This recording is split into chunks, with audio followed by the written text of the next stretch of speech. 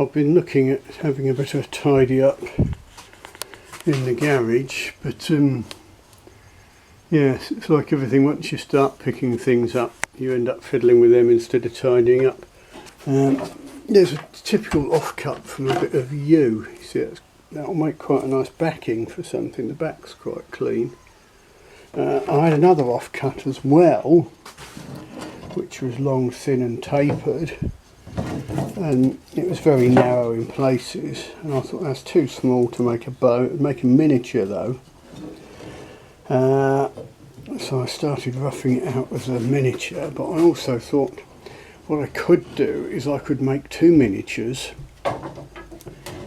the same length and stick them together side by side like a letter H, and having it shooting through the middle with a double string and that sort of thing. It's all been done before, like most of this stuff. If I can get, say, 20 pounds out of each one, they're 34.5 inches long, so if I just call that 34, half of 34 for the viewers at home, that's about 15 plus 2, so that's 17, isn't it? So if I can get, say, a 17-inch draw at 40 pounds with a very light arrow, it'd be quite interesting to see how that goes. Anyway, I'll keep tinkering along with that. That's a cat. That's the same cat who was in here last time. Hello, cat. What do you think about it? Yeah, defo, that's what I reckon. Gosh, anyway, I'll update this as it goes along. It'll be just a bit of fun. I'm thinking I might bind these two together, put a spacer between them about an inch or so. Because it will be a short arrow, it won't flex too much. So inch spacer between, bound onto some sort of handle or grip with some rubber strapping, and maybe extend the grip out so I can anchor back at my normal anchor even with a short draw. It's got some interesting features like this knot here, but doing a little miniature you get exactly the same problems and things as a full-size bow, but you just get to remove the wood a lot quicker and it's simpler. Just a bit of fun. I mean, the success rate for this, if we have to put a figure on it, I don't know, 60% chance of success, something like that. We'll see. Anyway, it'll keep me out of mischief for 5 minutes.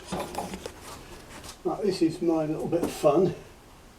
I've got two tiny offcuts from a piece of Pacific yew. This one's a little bit bent, but I'm just trying to turn them quickly into a couple of little bows that can then be shot side by side like a letter H, short draw, just something a bit weird and different to do. First time on the tiller. But one of the things this illustrates is that even if you're making a miniature or anything with any old scrap of wood, to me the process remains the same. Other people may have different opinions, of course. I've got the shortest string I could find from one of my tiny little Osage bows. We'll just give it a little flex, see what sort of poundage and sort of draw length we can get. I mean, it may all explode anyway.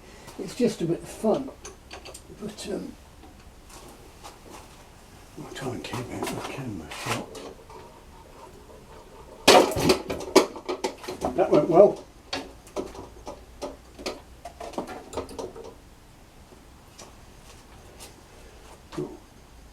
We obviously need to file the nocks a bit deeper, but you can see it is moving. A bit weak there, a bit stiff here. I'll shape it up a bit more and do some more video. Now I've put some little knock overlays on there, just stuck a bit of yew on, and I've put another turn of string through me magic tillering string. We'll see what it does this time. So the string's actually taut now. That don't look too bad. Surprisingly good for something that's just done on the bandsaw and the belt sander. You'll notice there's some nasty knots here and there. It's about £10.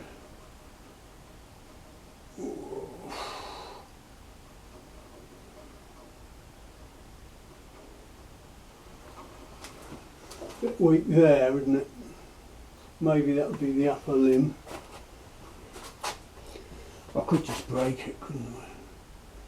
I don't know what draw length I'm expecting. It's about £15. That's surprisingly good, isn't it? And that's 10, it's about 12 inches. But it's not braced yet. I don't know what to do now. I'll fiddle around with it a bit more. Try and let you see what it looks like. It's difficult because the camera might not want to focus. The back, I haven't tried to follow a ring particularly. I've just removed some of the sapwood, a tool knife and belt sander basically. We've got a big knot there. Not a lot of heartwood in some places.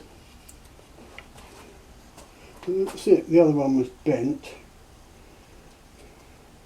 I'll try and get her moving a bit by this knot a little bit more. I think we were weak. We were weak there. Right, I've opened the garage door for some daylight. I've immediately forgotten which was the lower limb. I think that one, the one with this round knot right near the tip, I think that's going to be the lower. So I've got my toggle on the right. I've had a few scrapes of the rasp, just trying to tidy it up around some of the thicker bits. Let's have another look.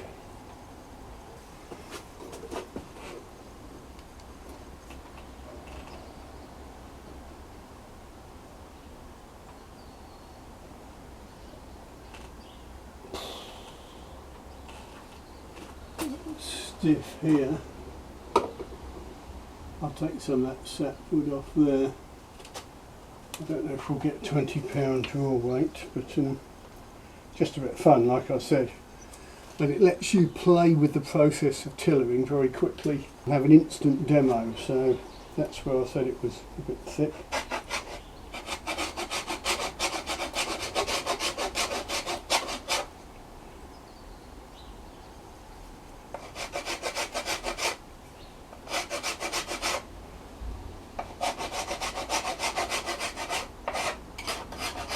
That's probably all the rasping we need.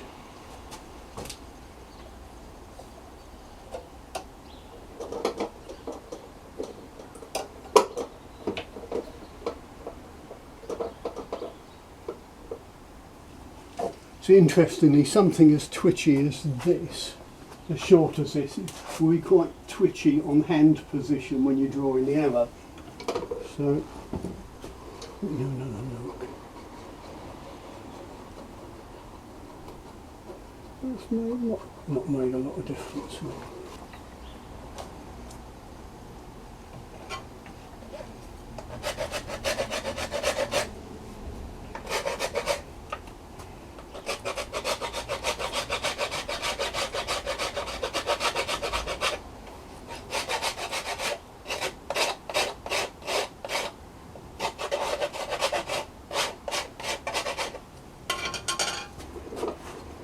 And another look.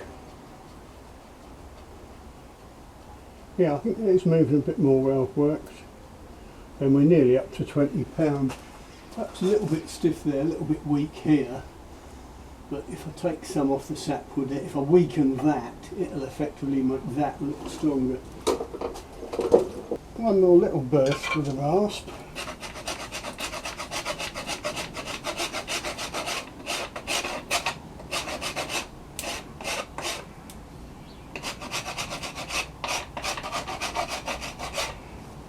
You can see how this is a good exercise in getting you used to the process. And if it goes bang, you haven't lost any expensive wood or too much time. But you'll have gained valuable experience.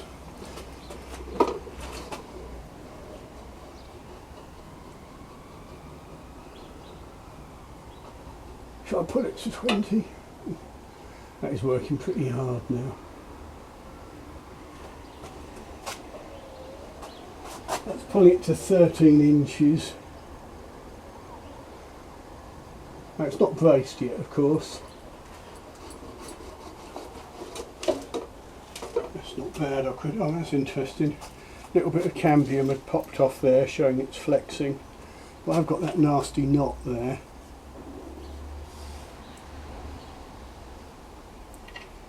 That'll do for now. Cup of tea.